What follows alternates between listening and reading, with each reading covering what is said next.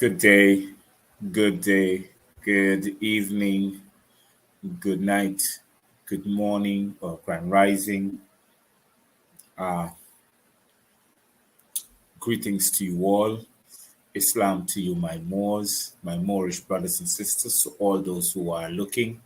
This is Dr. Matthews-Bey on the Dr. Matthews-Bey Show.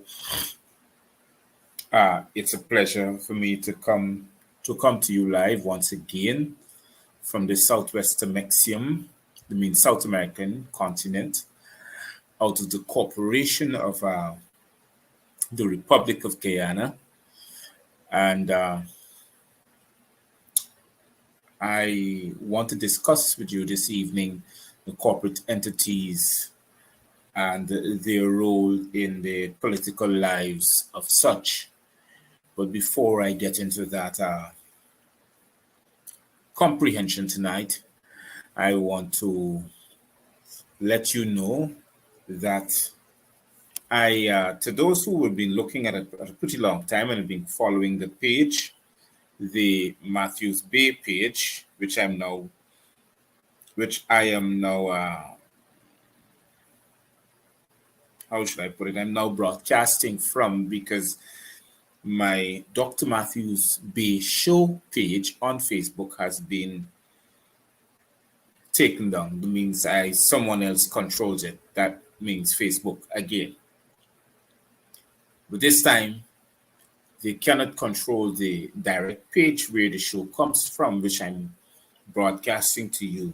So it's a work in progress.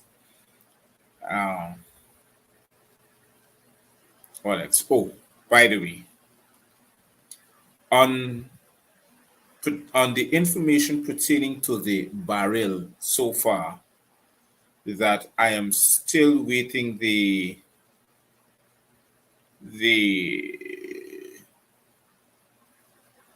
I'm still waiting the release of this barrel. I've posted on Facebook,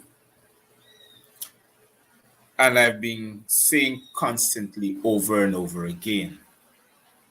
Now, I want to say clearly what happened. 3 Mondays ago, I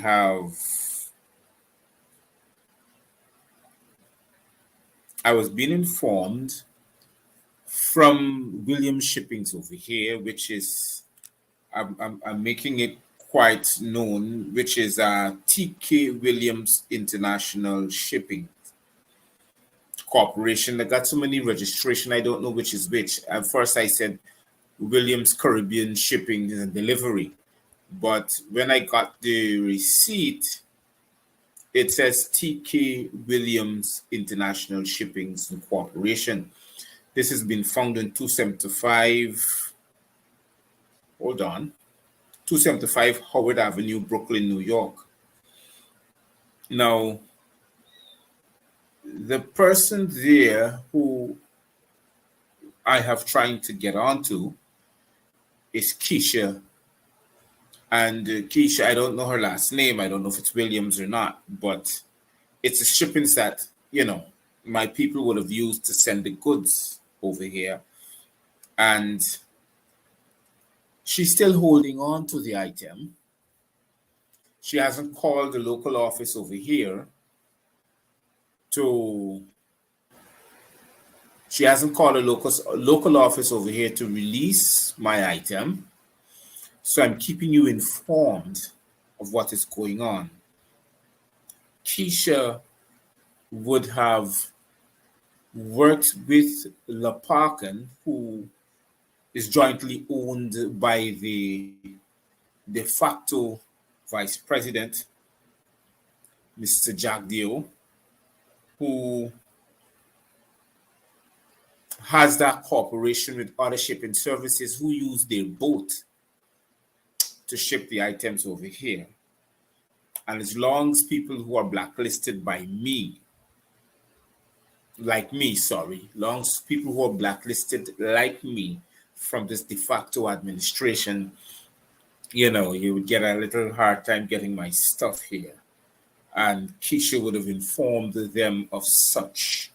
So I'm saying to you all, to those who ship with Williams Shipping, they are being paid to, how should I put it over, according to my investigation, to inform upon which area receives more barrels, whose individuals receives more barrels, or items coming from overseas that are being very well supported, or organizations. That's her position, to inform the de facto regime of such activities. So we're still not safe. But for my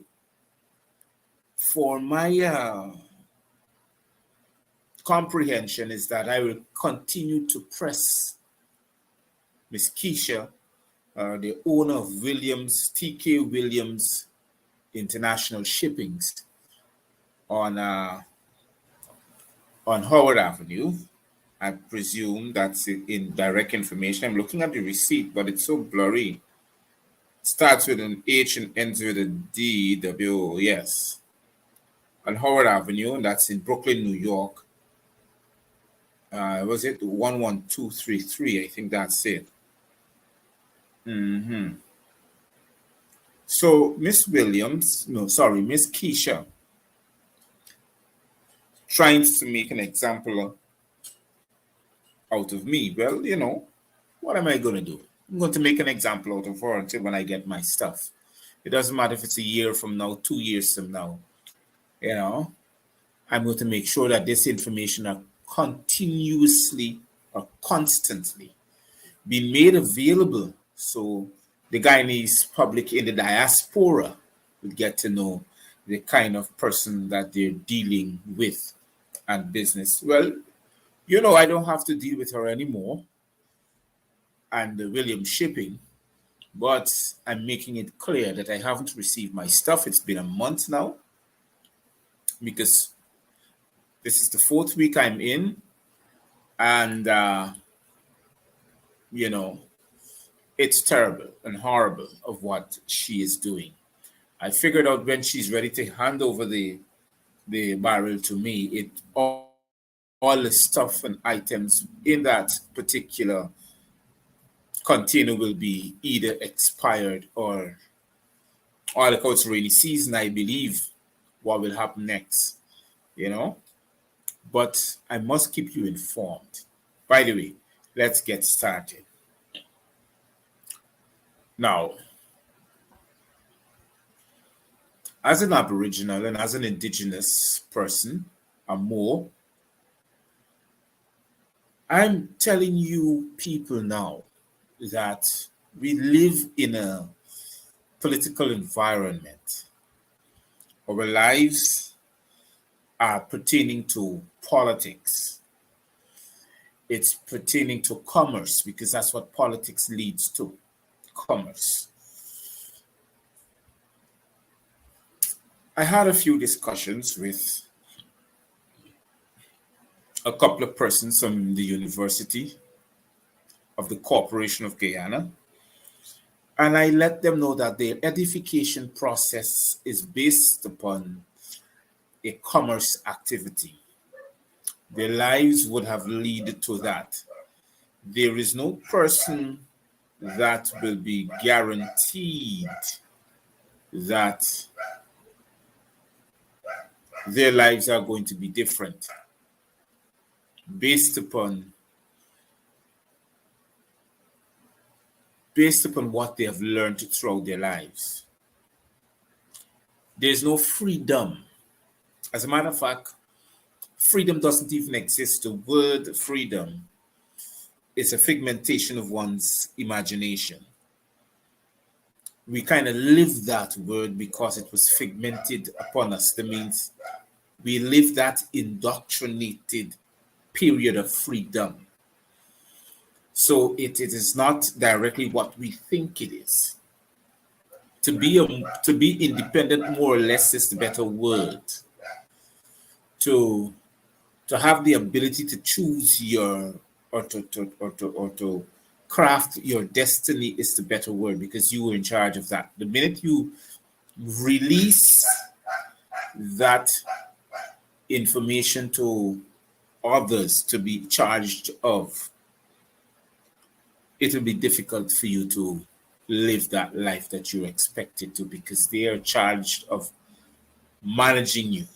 And that's the reason why they're calling for elections, because they want you to give them that permission to manage you all over again.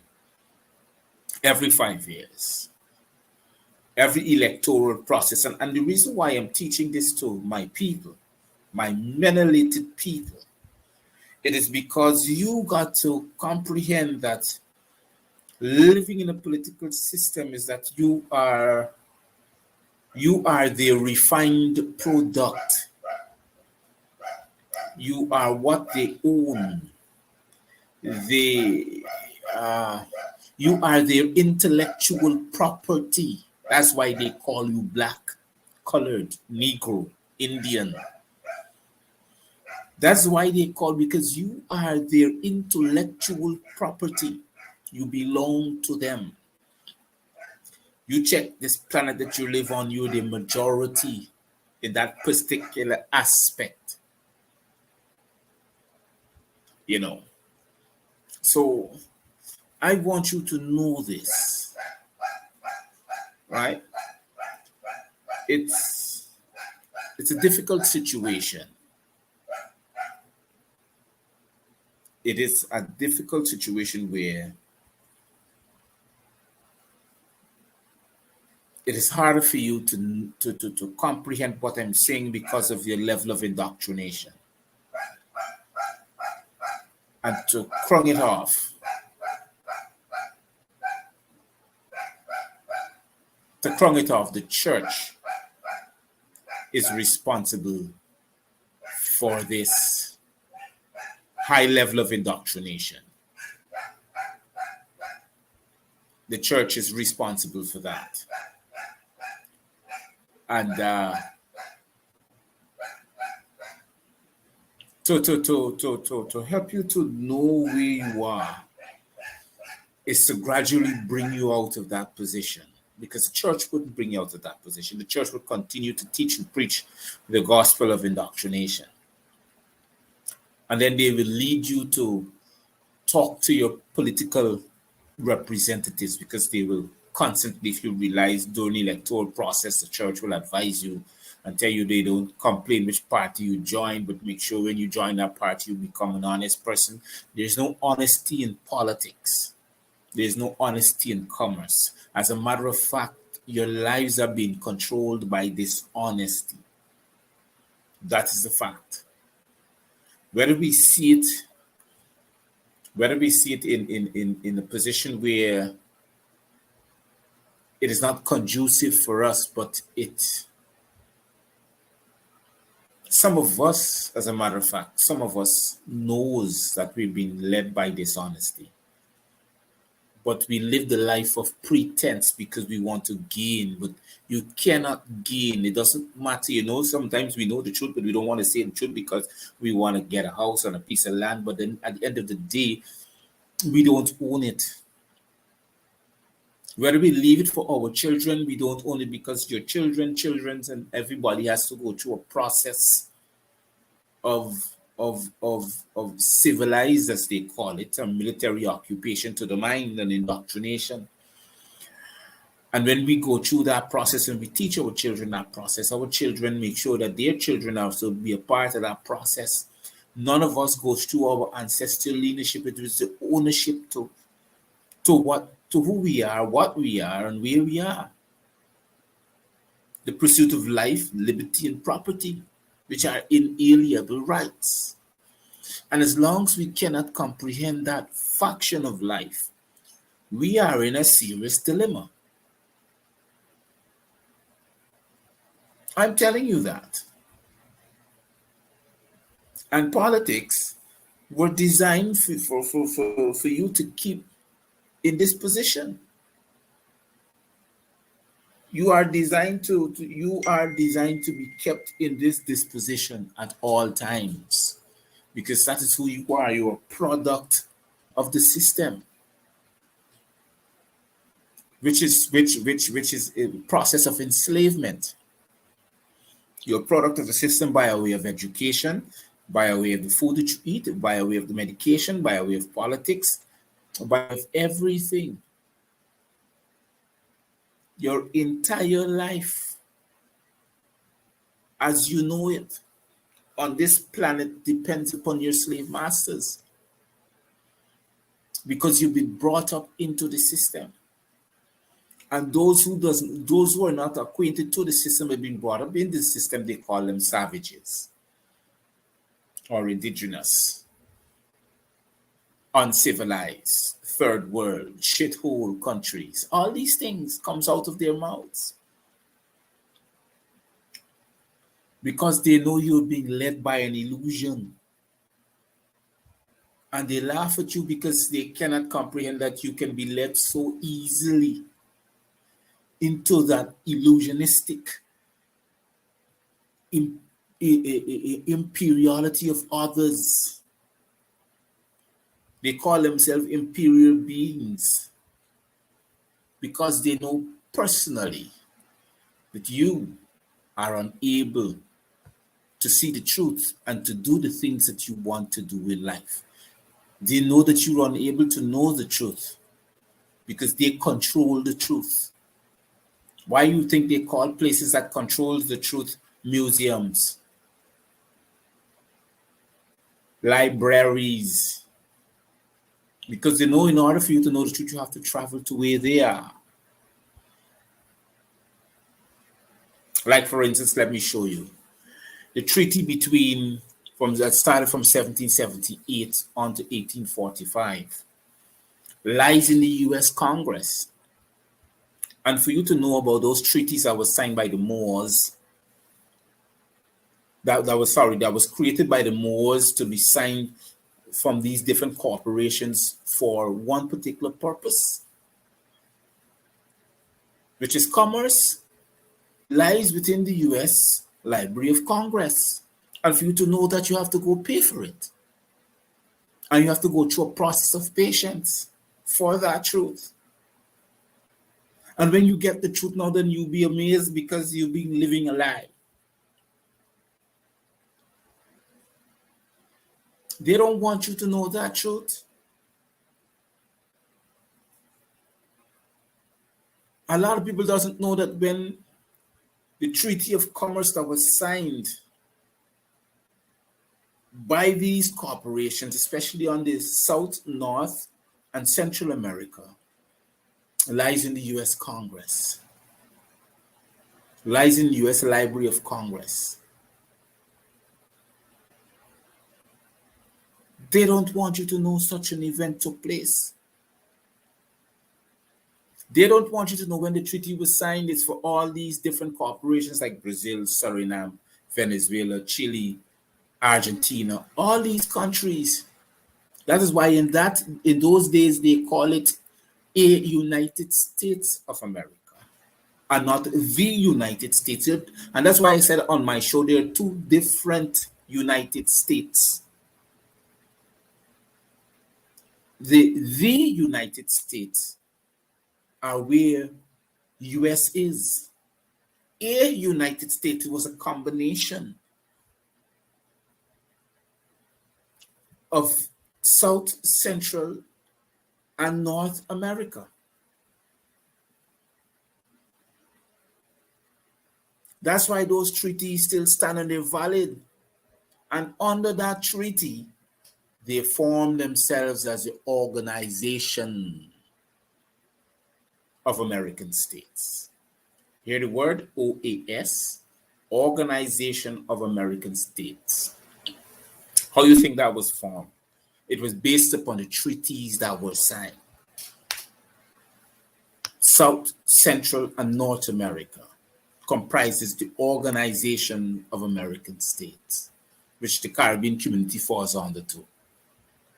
This creation of that particular thing was formed from the treaties that were signed. But they particularly doesn't want you to know that. The Organization of American States is a very powerful organization.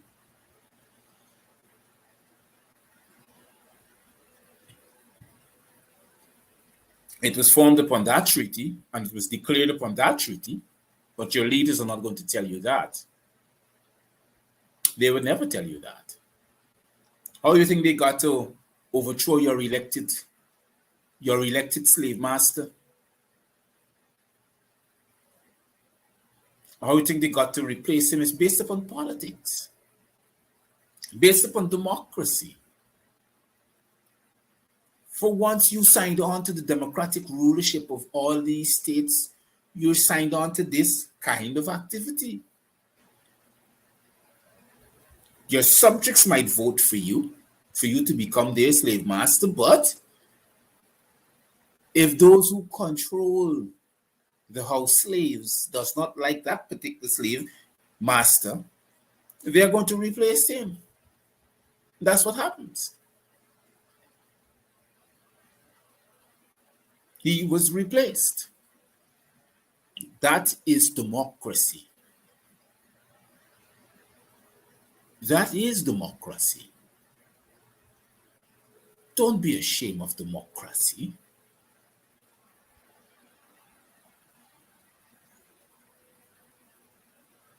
You have to, at the end of the day, realize the truth. You have to realize the truth. You just can't sit down and make believe that this is not happening. People, oh, come on.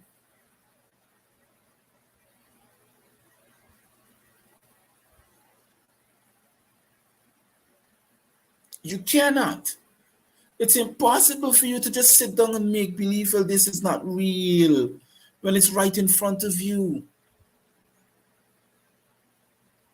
You have to be part of that awakening to know the truth. You can't just make believe that the truth doesn't exist. It exists. You need to awaken yourselves, people. You need to awaken yourselves from this deep sleep that you're in. Because you're going to be living in a fantasy world over and over and over again. And it will not profit you. I'm serious. Let's get real. It is not good for you. Seriously. Because here what will happen. They call it year go, year come, it's the same thing. And when you're being bombarded with the same lies over and over, it's hard and impossible for you to recognize it. Like, let me use the word emancipate. Let's use that word. Emancipate. Right? And it's a word that I've been teaching people that they must stop using it. But let's use the word emancipate. To emancipate means to transfer, and I'm talking about the etymology of the word. Etymology means the meaning, the reason why the word was created for that particular purpose. That's what etymology means. Right? Now, when we get down into the comprehension, to emancipate means to transfer my property, which is my slaves, to another ownership. It means to transfer. So when we celebrate emancipation,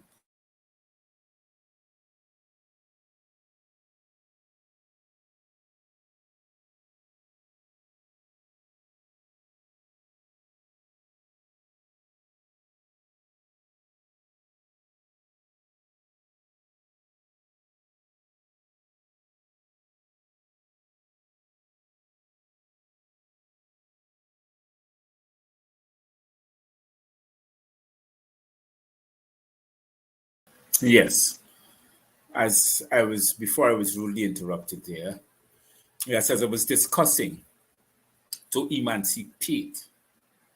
To emancipate means to to to to transfer your property to another. It's like, for instance,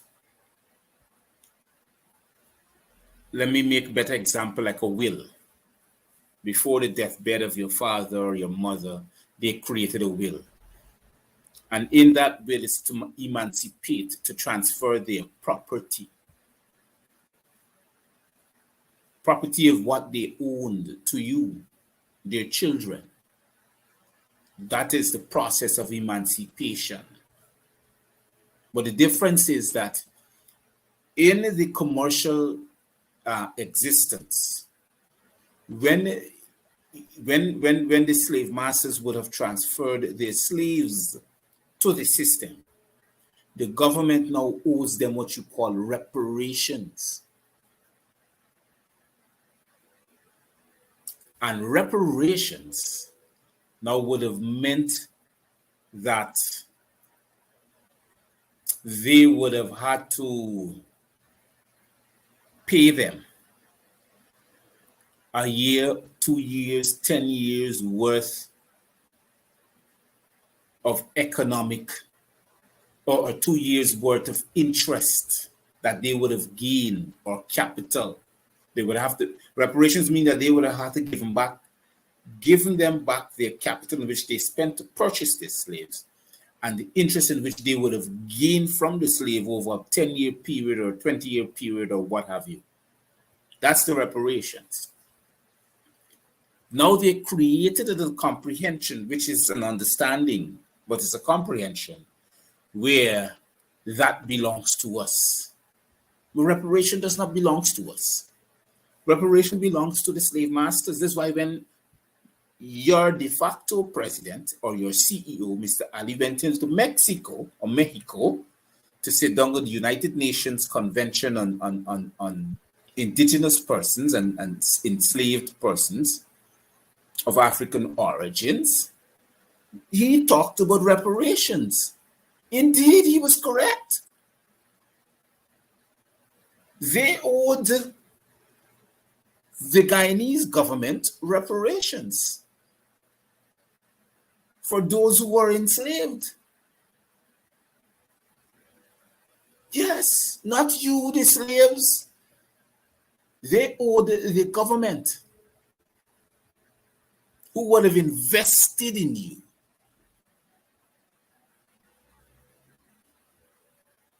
Because remember now, they handed them over to you again. The British Guyana handed them over to an independent nation of 1966. And the independent nation handed them over to the Organization of American States and to the United Nations Convention of Democratic Countries. So the United Nations of Democratic Countries owes the now cooperative countries, which like Guyana, a state of reparation. But it is based upon if British colonial or British Empire wants to pay the Guyanese government reparations for their investment of 50 years of the subjects that they would have now have, if you comprehend what I'm saying. These are the facts. It's sad to say this, but it is the fact. You can't run away from it. So, emancipation and reparation belongs to the slave masters. Not you, the enslaved persons. You're still a slave. You're still their property. So the students in the university, they're shocked of what I'm saying. But it is the fact. They said, but how can I be a property? I said, aren't you a Guyanese? They said, yes. He said, well, then you're their property. You belong to where you belong to. The Corporation of Guyana. Simple. One of them was saying, so how can I free myself from this situation? I said, well, do not renew your ID card, do not renew your passport, do not renew your driver's license. So well, then you cannot be a subject of the system because you're not registered anymore. You cannot be seen as a Guyanese. But they're saying if I cannot be seen as a Guyanese, then I can't stay here. I said, yes, this is your rights. I said, Guyana is a foreign entity. Guyana wasn't born on the continent of the United of America. It wasn't birth. There was no birth of Guyana. Yeah, sorry, there was a birth of the corporation, but they weren't born here. The British brought Guyana here from where they came from. Before it was Guyana, it was Guyana. Two different pronunciation. But they came and met it. They came here. They didn't discover Guyana. They didn't discover the South American continent. They have already met people here who have already discovered it. And they handed it over to a corporate system of house slaves, which is the political system. And the political system has been running elections for 50 years, trying to see which house slave can manage and better the slaves on the plantation, better than who. Those are the facts. And in order for you to be identified, they call you black, they call you Afro, they call you Negroid, they call you Indian. And to those who claim themselves to be natives, they call them Amerindians. And if you don't think I'm lying, check the Constitution, Amerindian Act of 2006. You are owned by the system. Those who call themselves black, Afro, and Indian, you are owned by the system. You may have some fiat currency more than some, but you tell yourself that you're elevated in life, but you're still owned. But what is disgusting is when you try to take the lives of those you are asked to manage properly.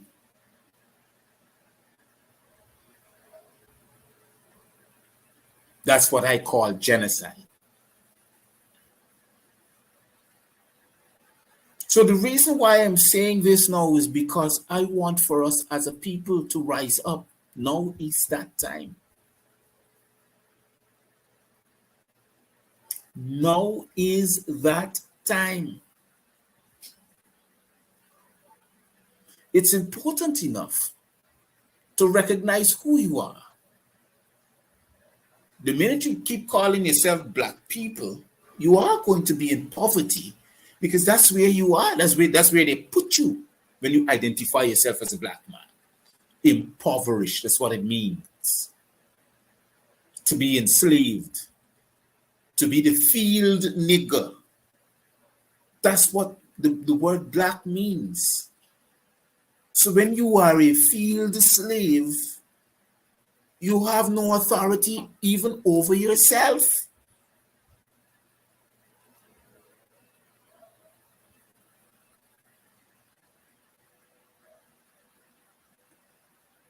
So now you have your Indian brothers and sisters running around the place calling themselves highfalutin coolie. When they look at the etymology of the word Indian, it means indigo. Indigo means black. That's not the etymology, it is the meaning. The etymology of the word indigo, Indian means indigo. Then when we check the meaning of indigo, it means to be black. So then there are two types of slaves. You have the field nigger, then you have the house nigger. And you're running around telling yourself maybe you're semi-Caucasian.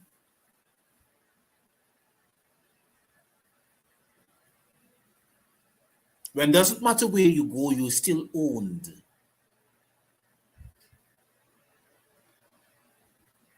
That's the bottom line. So terrible, huh? You're still owned. Somebody still owns you. Can't run away from the fact. That's the fact.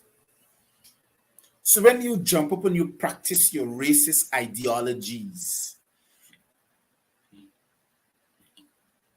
what you're doing, you're fulfilling that of the slave master. So they don't have to worry to practice racist bigotry ideologies on you. All they have to do is unleash the house nigger. And boops, both of y'all apart. Divide, rule, and conquer. It's the same thing they're doing.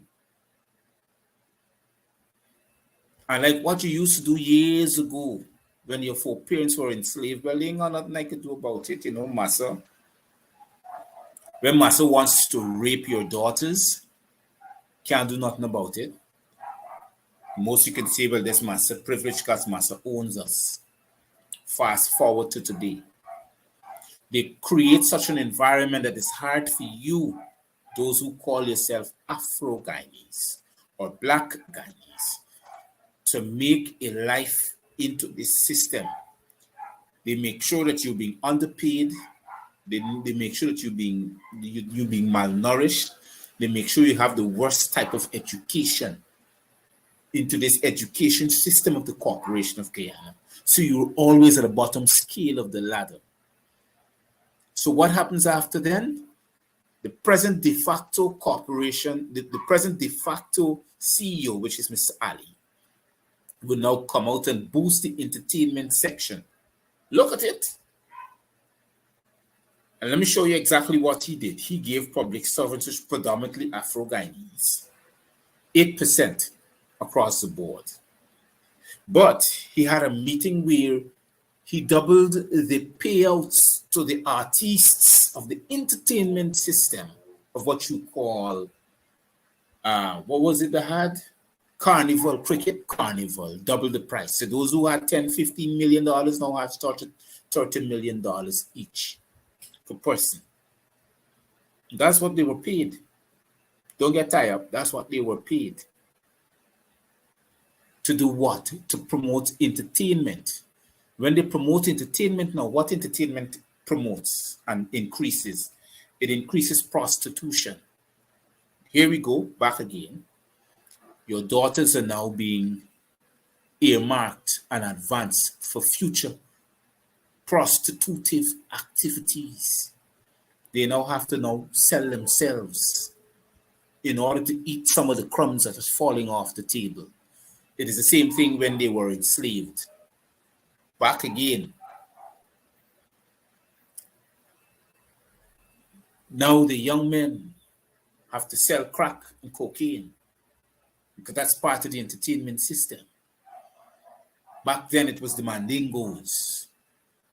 When the master finished with the women now, when the women give birth, now the mandingos has to run around the same place and impregnate those sisters to increase the population of slaves.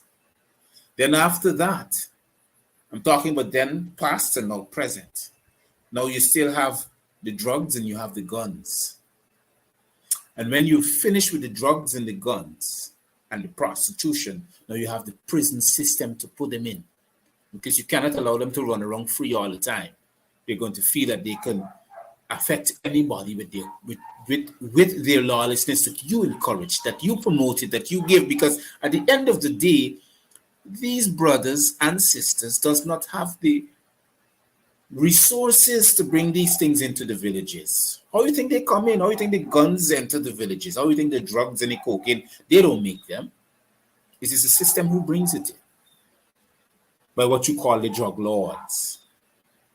And the drug lords now fight for competition among themselves. And in the competition among themselves, they create a mass genocide like what happened in 2000 and 2010 in the Corporation of Guyana. You see how everything fits? They fall into place. That is what's going to happen again. But this time, it's happening on a scale which is not even being controlled by them. It is now being controlled by the master plan executioner, which is now the British and the US. See what the British said? British come out the other day and said, well, if you all want local government election, you have to proceed with the same list. Since when? Do they have authority to speak over you as an ambassador? Well, they do, because they are your slave masters. So they can tell you who they want to stay as your house slave, which they can control.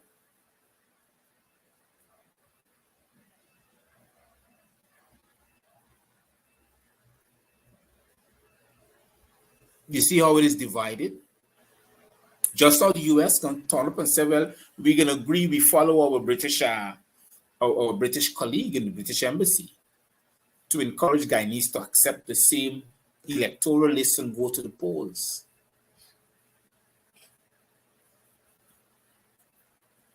But here was the disgusting part of it. If those who you call leaders, those who are politicians that you call leaders, have to accept what they're saying, they don't have a choice. Because the politic means more blood-sucking ticks has to follow the democratic norms of the hierarchies. They have to follow the democratic norms. They don't have a choice. They never have a choice. That's the fact. It's sad to say that, but that's the fact. They do not have a choice.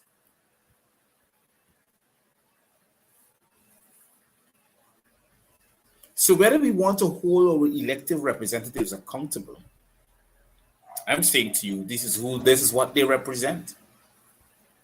In order for them to don't represent the slave masters, they have to be what you call central execs. That means they nationalize everything. That is why they hated Forbes Burnham, because he took Guyana out of that slave master's temperament. And he started nationalizing everything. Move everything out of the control of your ex and present slave masters. Sorry, not ex, present slave masters. Because they're still your slave master anyhow. That's the only way you will benefit.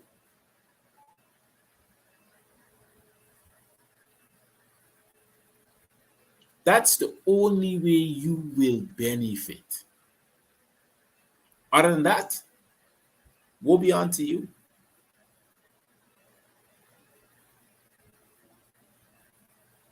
Woe be unto you other than that. Because anything else can't work.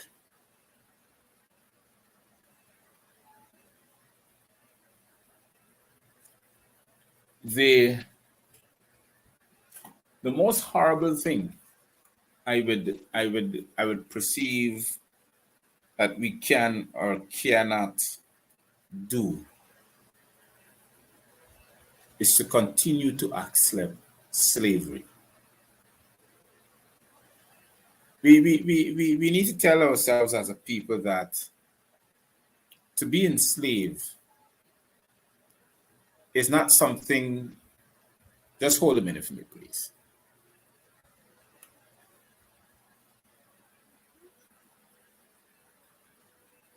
Gotta put on this headset. Just a minute.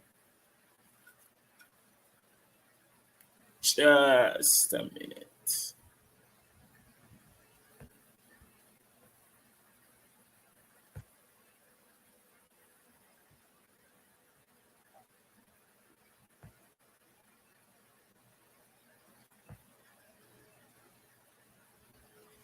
Okay, good. I'm back. Okay. Yes, I think people are getting to hear me. Slavery is something that I don't think we can continue to carry on with. It's not a good thing. It doesn't, I don't have any better way to put it.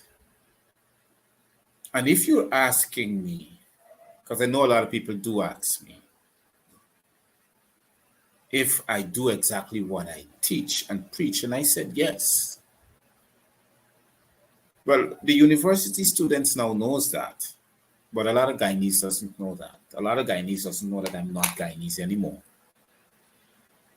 A lot of Guyanese doesn't know that I'm Aboriginal and Indigenous. I'm not according to the Constitution of Guyana, and the laws does not constitute upon my life. I'm not subject to acts, codes, conduct, and statutes. I'm not a subject to that.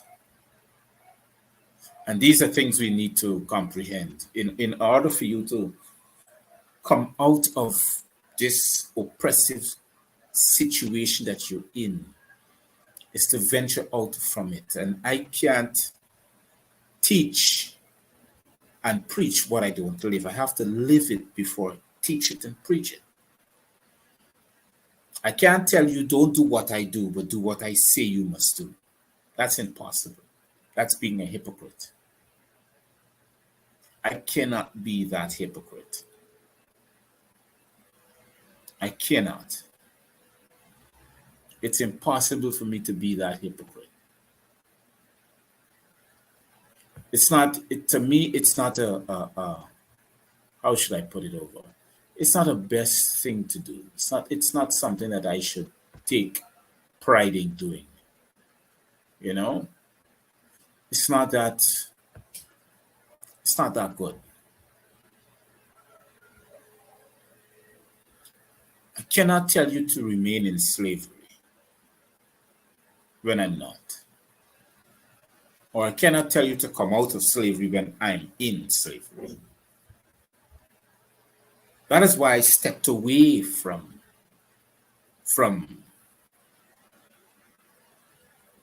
being a corporate state citizen,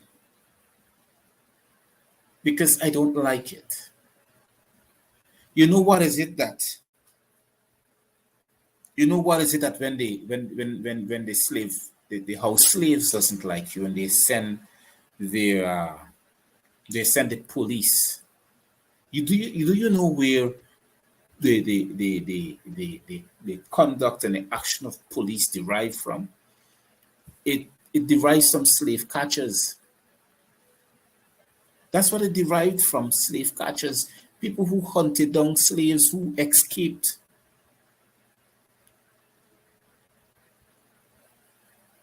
That's what it means to police your own product. That's what it is. And they came with the same mentality all over the world.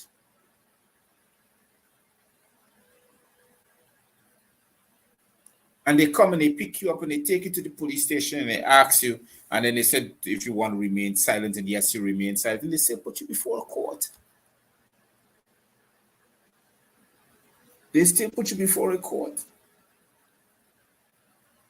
And that court now, because you refuse to talk and you remain silent, now sentences you. Because you're what? You're an escaped slave and you don't know that. You're a nuisance to society. What is society? A group of slaves that calls themselves civilized, military ruled people. That's what civilized means. So when you don't want to be civilized, they call you anti-corrupt,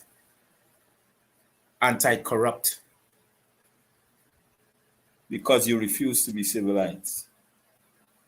They say that you're anti-corrupt, causing distort among contracted slaves who prefer to remain as slaves and doesn't want to come out of the slave world. So they call you anti-corrupt, anti-movement, and anti-this and anti-that, anti-Semitic.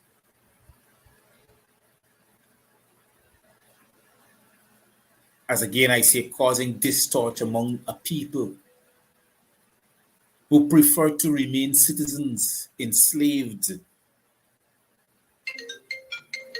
by a corporate system.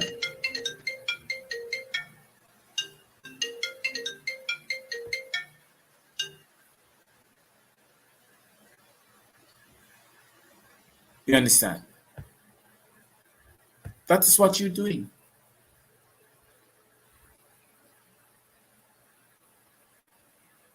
And they will tell you over and over again, oh, this man is a racist.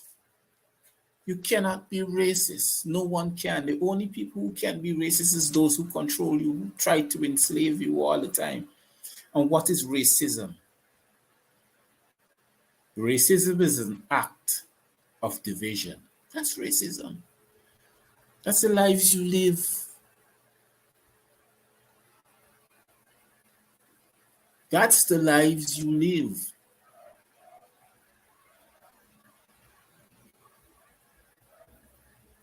Let me show you an example. Let us say if the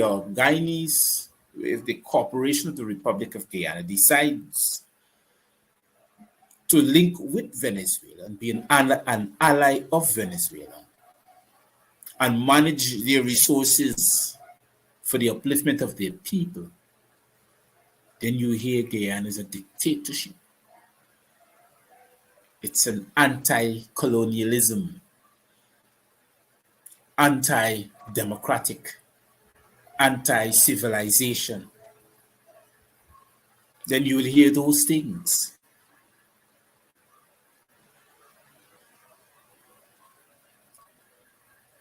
Brothers and sisters, all, I constantly try to talk to you to help you to comprehend exactly what is going on in these lands of America that belongs to your foreparents and your ancestors, Aboriginal, indigenous people, melanated people. Every other ethnic group came to these lands and meet us.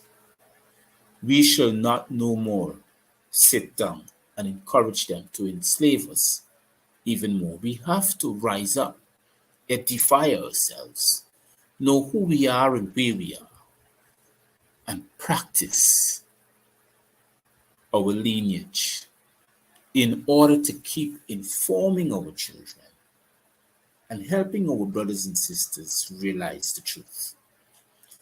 My name is Dr. Matthews-Bey.